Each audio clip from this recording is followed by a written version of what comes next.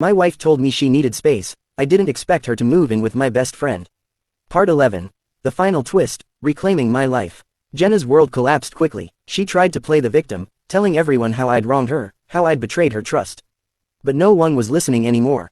The people who had once supported her began to turn their backs.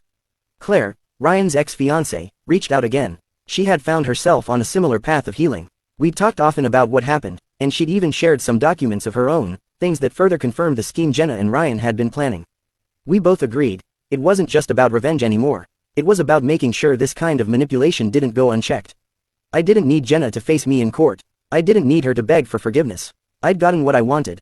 My dignity, my closure, and a chance to live without the suffocating weight of betrayal. But I wanted her to face consequences. Real consequences. With the evidence I had, I could have easily filed for the full divorce, stripped her of everything, and made it as public as possible.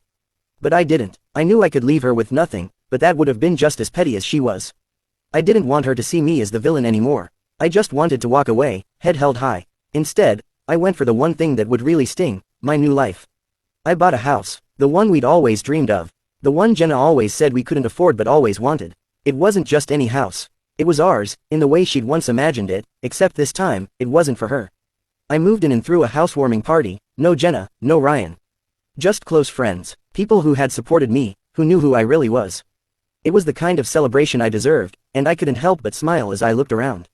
There was something indescribably satisfying about standing in that house, looking at the life I'd worked so hard to build. And then came the final twist. Jenna tried to get back in touch. She left me a voicemail, sounding desperate.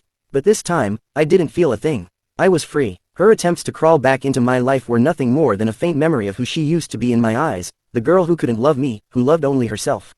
I blocked her number, and this time, it was final. I had everything I needed. I had my peace, my success, my future. She had nothing but the broken fragments of the life she tried to destroy. I walked into my new home and took a deep breath. Life, for once, was truly mine again.